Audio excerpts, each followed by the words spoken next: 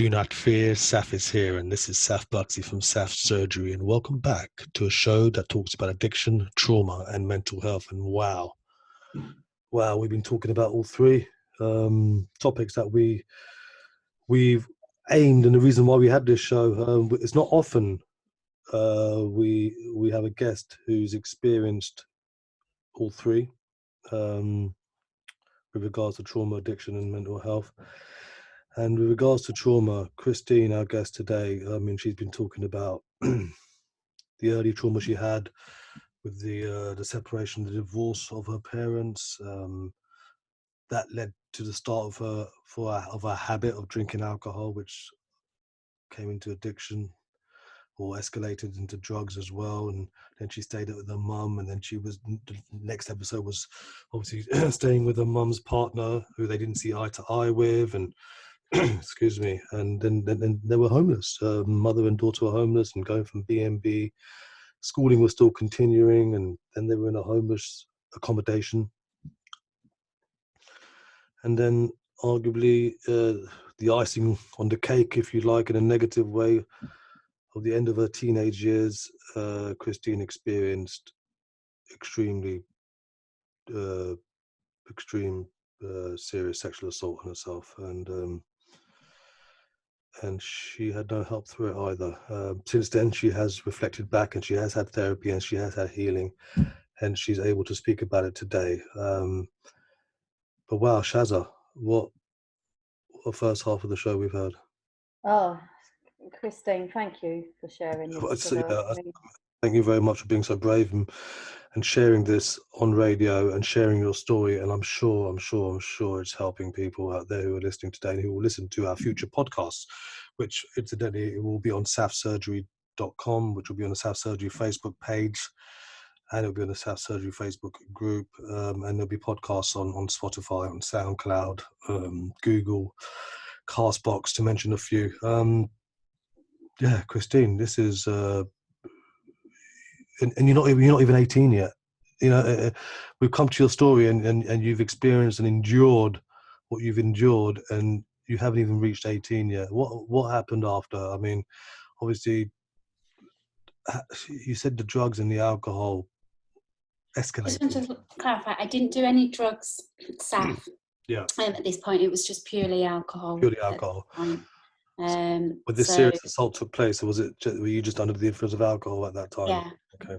Yeah. I was honestly, I'm so blessed with my friends. They are still my best friends now. So from the age of 10, 11, I still have that social circle of friends around me, and we were all we don't do drugs. It's just frowned upon. We can drink, but we just don't do drugs. But I used to take the drink to the excess, and obviously it like I said before, it was my crutch. It was what I went to when trauma hit, or when my coping mechanism was just not there. It was just right, okay, I'm just going to get drunk. And it would be to the point of, I'd not had a good night. If we'd gone out on a night out, I'd not had a good night unless I was being sick. It got, I had to be being sick to say, well, I had a good night, because I was sick, and that made room for more alcohol, which meant I could get even more drunk. And so yeah, it was the drink. I have to pay so much respect to these ladies, because they were phenomenal friends, and so much so they're still in my life now. We speak daily through WhatsApp. We all have very busy lifestyles, and we are in contact more so than ever now with what's going on in the world right now. But we all, throughout our own livelihoods and early teens, late teens, getting married, having children, we've all done it at the same pace and same stages, really. So I'm looking up there, because I have a picture up there of them above my computer, because I am so blessed to have them in my life. And again, I think it's because of those kinds of ladies that I didn't go down the drug route, because I do believe I could have very easily fallen into that trap.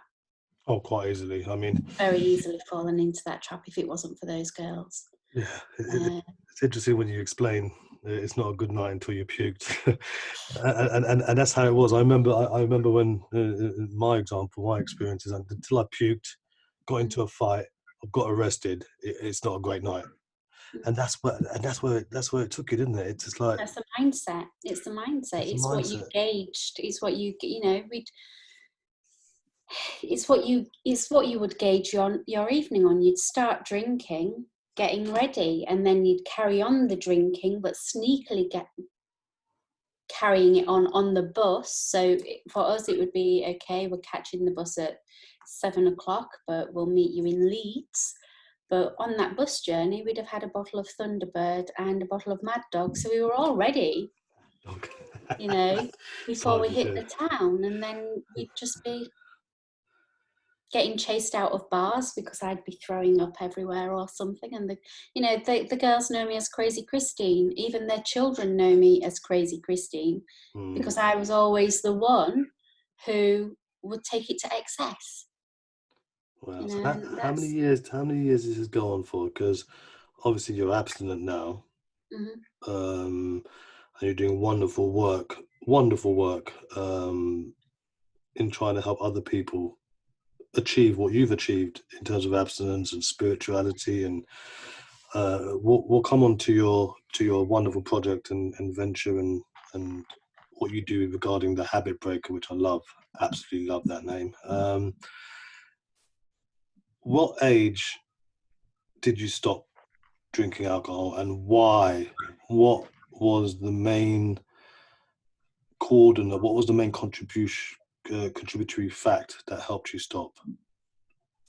I don't like saying rock bottom because from my experience, I had about 100 rock bottoms. That didn't make me stop. My rock bottom came of fast forward so many years after the incident, the rape incident, and college. So I went away to university. I went to live in Cyprus. I came back home, met my husband, had 2 amazing children. So I was living the white picket fence dream. That was my life. I was like, I'm so blessed. I've met the man of my dreams, even though I was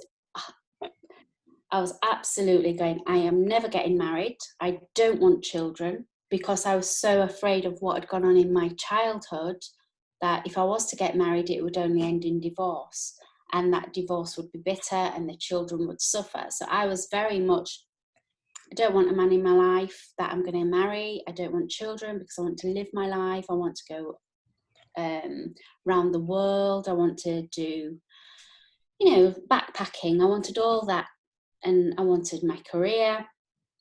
And I did. I went to uni, went to live in Cyprus. I came back home.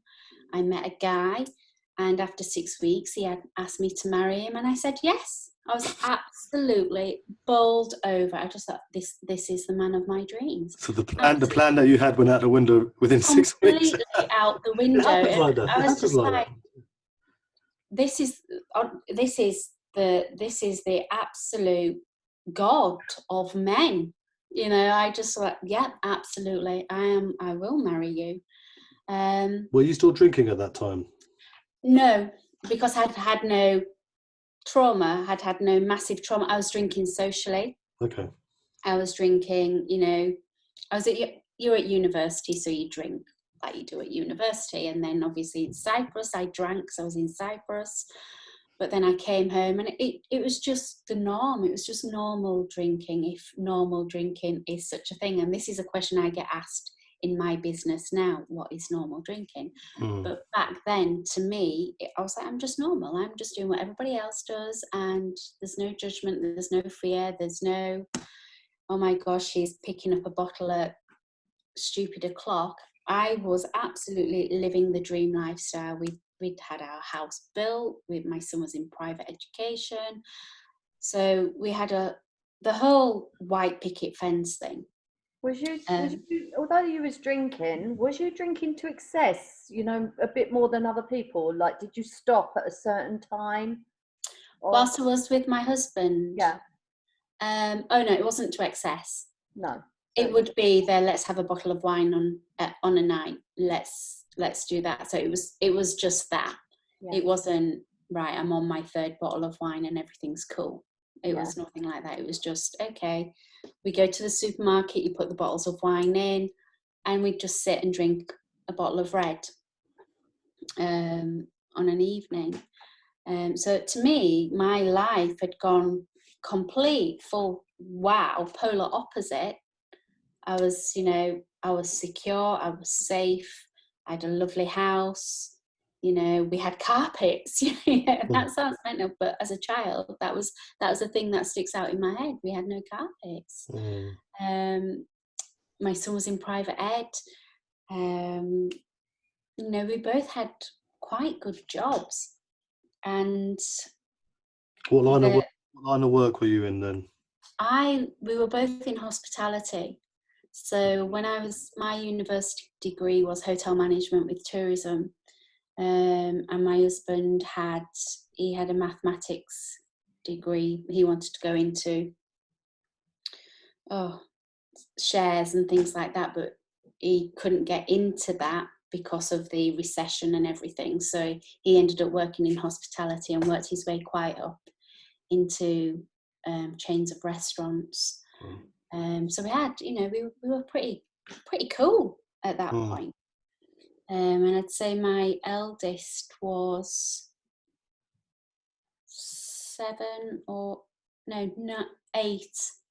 My youngest will have been 4.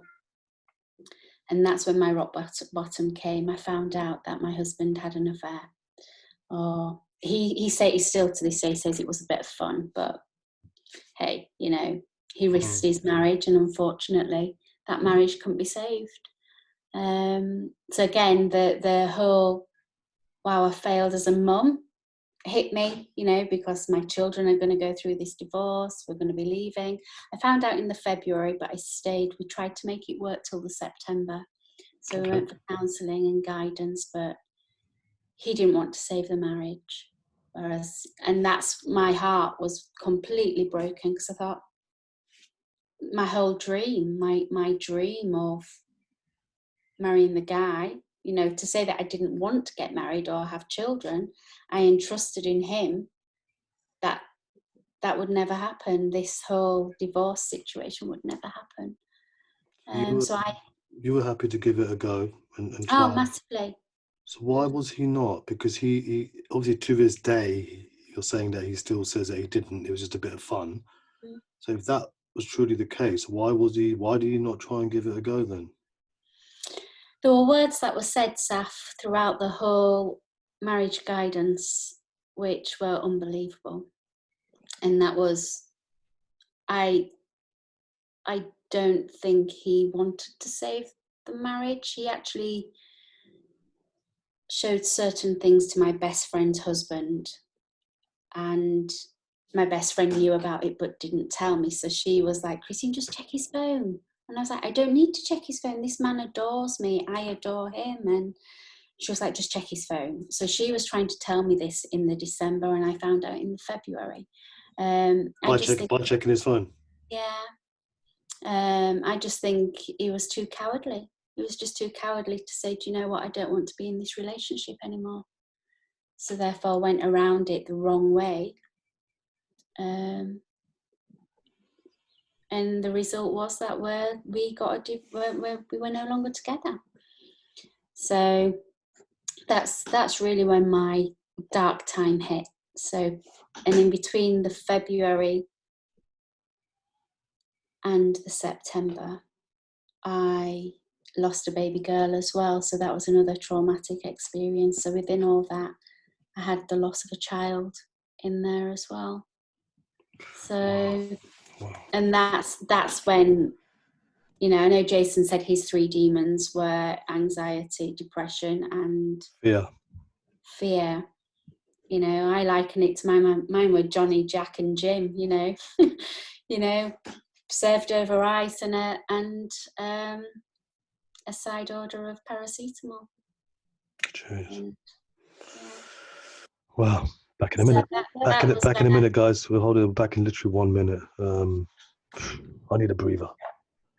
Do not fear. Saf is here, and this is Saf Buxley from Saf Surgery, and we are supporting his mental health charity and Aspire to Be Recovery Community, amongst others. But these are the two charities that we represent. And we've got a phenomenal guest on today, Christine. I'm not often lost for words, but the trauma that this lady's been through, from a very young age, to as recently as, well, I've been hearing her story, and I've even asked her which February she's talking about, when she learned that her husband, on top of everything else she's been through, was having an affair. Christine, when was this? How long ago was this? You mentioned February. So Ollie will have been 9, so 13 years ago, 12 years ago. So it's 12 years ago that she experiences. Shazza, you wanted to say something before we went to the break. I sort of cut you off. Oh, no, that's fine. I just, when he said it wasn't an affair, it was just a bit of fun. I think those two things are the same. It's like, an affair is a bit of fun. Is it not the same thing? So that's all I was going to say. So. Yeah. I mean, but even then, after learning that, you were still, you still wanted to make it a go. You wanted to get through this, and you tried therapy together, but it never materialized. Are you divorced now, or are you still going through the... No, we're divorced now. How do you feel about all this? Because after everything you've been through, and you've been through some... Well, you've seen your parents divorce, for one. You've been from mother to father for various reasons, because of your alcohol and your lifestyle, and then you were homeless, and then you experienced some serious sexual assault, and you're not even 18, and then in adult life, after going to university and traveling and living the dream, if you like, going to Cyprus, coming back, finding the man of your dreams, and the next thing, this has happened. How did you feel when that... I mean, what happened? Well, I couldn't take any more, which is why I turned to the pills. And do you remember that day when you did that? Oh yeah. Do you want to go through it, please? Just to help someone out there who may be thinking and may have done it. I remember at this point I had my own business. At this point, so I'd left the hospitality industry, and I'd built up an event floristry company, which I was again very grateful, very fortunate. It took me all around the world, doing some amazing floristry and styling for some amazing projects. But at this point, this was pretty much the beginning of my floristry career, and I had a little workshop, and I thought, right, and that became my haven. And I remember we were going through quite a rocky part of the counselling, so to speak. And I just got in my car. I had a bottle of Jack Daniels, and I went to the local co-op, and I bought a packet of pills. And I just thought, right, I'm not going to do it here. So I actually drove up to the moors, drunk, because I'd already started on the Jack Daniels. I drove up to the moors. So I'm not an advocate of drinking and driving. And, God forbid that I actually did this. And I pulled into a car park, which overlooked a reservoir. And that's where I started to take the tablets with the drink.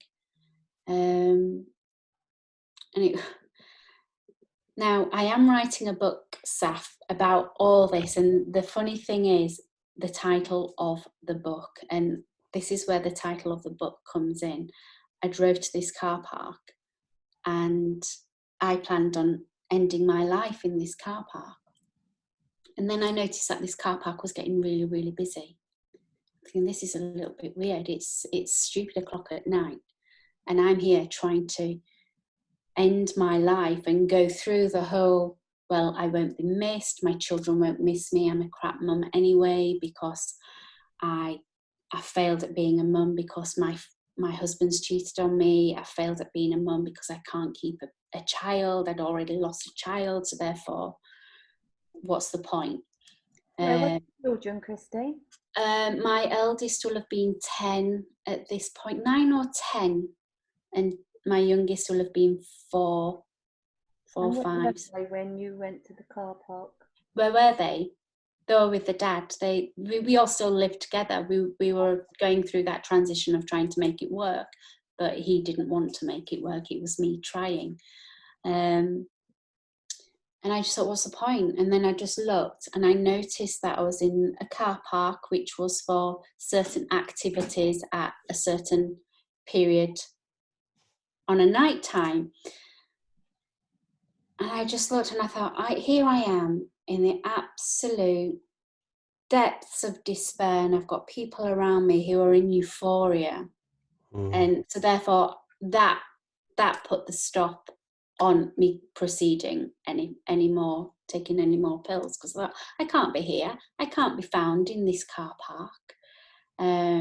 So I drove out of there, and I actually drove, how I drove I don't know, to my studio, and that's where I drove and carried on taking some more pills and the alcohol. And I shared this studio with a friend, and she noticed that the light was on and she had a key, and that's when she found me, just literally on the sofa going, what are you doing? So she kind of talked me round. She phoned my best friend. She was saying, how many tablets have you had? I think at that point I'd only had something like 6 or 7. I'd not had a huge amount. So she was ramming her fingers down my throat, making me try and throw up. I didn't get to the hospital. So I have to say, how, I don't know. I didn't end up getting to the hospital. And, you know, she phoned another friend. My other friend came to pick me up, took me home to her house. And that's where I stayed for that night. So it was literally, how I didn't end up in hospital, I've no idea. How badly have my organs been affected? I'm finding out now, but at that time, I've no idea. So again, was it a cry for help, or was it, I just don't want to be here? I think you had enough. I think you've had enough.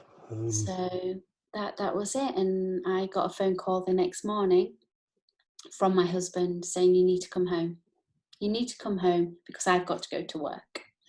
So again, it was all just brushed under the carpet and not spoken about. Did you attempt suicide again ever since that day? No. So how did you come out of this mental rut? How did you come out of this? I'm dying to know how you... Through talking to the people closest to me, so my best friends from school, through really sitting down, because they were the ones going, you have 2 children, they need you. You might think they don't need you and you feel worthless, but what you will do, Christine, is you will pass your pain on to them, and that is something that you don't want your child to go through. Don't pass your pain onto them through you not being here, because you are their all, and you are their everything. They need you. And they're both young adults now, I guess. Yeah. So from that day on, you know, it was literally, okay, pick yourself up. At that point, I started to become a little bit, this is where I've always been quite spiritual. I've always believed in the afterlife. I've always believed there was something out there, but I was kind of awakened to the law of attraction at this point, like attracts like, and thinking abundantly and changing your ways. So that kind of came into my life pretty much that year. And that's when I just said, right, boys, we're a team of 3 now, and we are going to go find a house. We're going to go live on our own, and it's just going to be a unit of 3. And that's what we did. We just built it up from that. After everything you've been through, you just from talking from your friends and then getting the spirituality, the spiritual awakening, whatever that is, you moved forward. You just cracked on. something inside you helped you just crack on. And did you stop drinking at this point, or were you still drinking occasionally? No, I was probably drinking more at that point. Oh, right, okay. Yeah. So by the time I'd left my husband and we'd got the house, because obviously at this point I walked out of that relationship completely. He had the house, I let him take everything. And I just said, I just want the kids. So that is what was important to me. As long as I get to tuck my children in bed every night and read them a story, that's all I'm bothered about. So I literally just walked away from everything. And I know that we'd gone through a little bit of a financial issue before all this happened. And I attribute what he did, his little bit of fun, to maybe that little bit of financial burden, you know, for him, for his escapism, for his release or whatever, rather than sitting talking about it round the table and going, right, okay, this is, you know, this is what's happening. We need to address some things, which is why we pulled Oliver out of private education, and did, because there was financial trouble in there. So at that point, I think the house was in negative equity. And I just went, just take it. You take the debt, you take everything, but I'm taking the children. And we started from scratch. I went into private rented housing. And we became that team of 3. But because money was tight, my business suffered drastically that year because of what had gone on. We were literally on, I was living on benefits. So the money that I was getting from the government wasn't great. It was massive help, but, you know, I'd literally go shopping and I'd be looking at the yellow sticker, you know, what was going out of date, or I'd go for if I went to Tesco's, it'd be the meal deal. So the children would eat lovely food and I'd just have the bottle of wine. And that was our life pretty much for about a year. But that bottle of wine would then go to 2 bottles of wine a night, because I wasn't sleeping. And then at its worst, I remember thinking, right, okay, that's 3 bottles I've had tonight. That's not good. And I actually went to the doctors at that point and said, I need some sleeping tablets. I'm not sleeping. I've got this, this, and this. And they were like, right, okay, we'll do some liver function tests. And that's when it all came back that I had a liver disease. And they just went, you have to stop drinking completely. So yeah, that's pretty much. Let's come back again, but Shazza, I don't know. This is incredible, and when we do come back, I want to speak about the start of the habit breaker. Dying to know about that, because this is what we want to hear. This is how you can come out the other side. So see you in a bit. Do not fear. Saf is here, and this is Saf Surgery, and I'm Saf Buxy with Shazza on Sunday night. And what a show have we had today! My God, please, it's such a shame that you can't phone in or text in at the moment because we're not in the studio. But when this goes out in podcast, I'm sure it's helping many people out there. We've spoken about divorce. We've spoken about marriage separation, homelessness, sexual assault, alcoholism, bit of drugs chucked in, people affected from all different angles. But what we've also spoken about is a fighter, a soldier, and that is Christine. Christine, you are a testament to strong people, strong women, and I salute you for that. And I salute you and thank you for sharing this story, because I know this will be helping a lot of people for many years to come. Tell me about Habit Breaker. Right, Habit Breaker was born last year, so only January last year, well, March last year. And it was born because I had a pull, I had a spirit, I had something say to me, something's not right. I'd gone to my mum's house. Normally I'd have a coffee and I was like, Mum, I have to go. There's something not right. It's not the children. It's not nothing. I just have this pull. So I got in my car and I started to drive home. And it wasn't until I was driving over down this particular road that I saw on the right-hand side a chap. And I thought, oh, that looks a bit a little bit weird, a little bit strange. He looks distressed. So I drove past, and then I thought, that is distressed too. Really, really distressed. He's on this bridge, and that's not great. So I couldn't live with myself thinking, if I drive past tomorrow and there's the blue tape or whatever. So I drove past, and I got out the car, and as soon as I got out of the car, he was the other side of the railings of this bridge, ready to jump onto the motorway. So I literally ran to him, grabbed him, bear hugged him, and it could have gone one of two ways. Fortunately, it went the right way because I'm still here. And we pulled him back. I pulled him back. And I cradled this chap for best part of 25 minutes. I think it was, until help came. So people were driving past, people were walking past, and here I was cradling this man, this gent. And we sobbed together. And, you know, it turned out that he felt very alone, very isolated. He was the black sheep of the family. He was an alcoholic. He'd just lost his brother, so he was grieving. His mother disrespected him because of his alcoholism, and he'd just had a breakup with his girlfriend. And all these things, I let him just speak to me. And, you know, I was covered in tears, I was covered in snot bubbles, everything, just because I was cradling him and hugging him. But throughout that whole process, I could relate so much to what he was saying, because this is when Dad had just passed. So Dad had passed the September before. I just buried a friend's brother to suicide. And obviously my own alcohol issues, feeling that not worthy. Well, Danny's words were, I feel worthless. So the whole non-worthy element to it.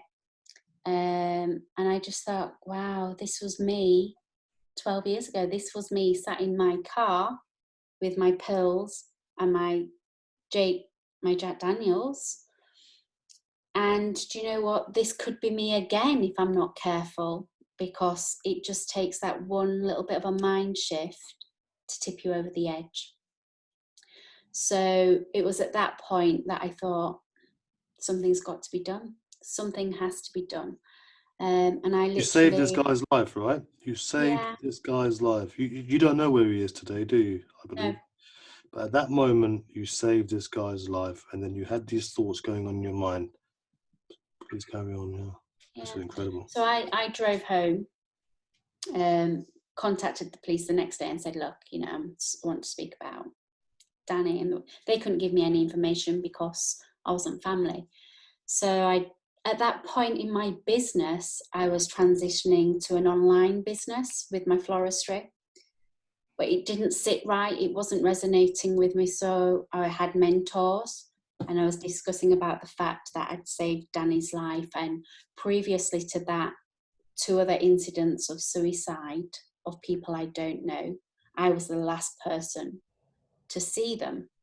And I know this because of police involvement. They've contacted me through CCTV footage and timings and things like that. But I just kind of dismissed it. But a friend of mine who is really spiritual said, Christine, this clearly is your calling.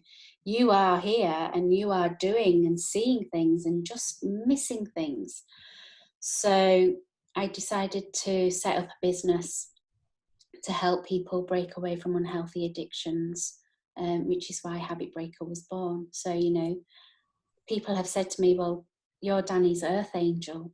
You saved his life. And I actually reframed that and said, well, actually, no, he saved my life because he's put me on my newfound path and purpose.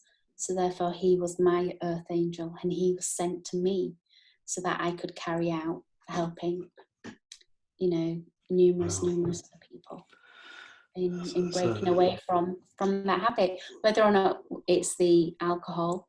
You know, I've done gambling, you know, say somebody stopped gambling.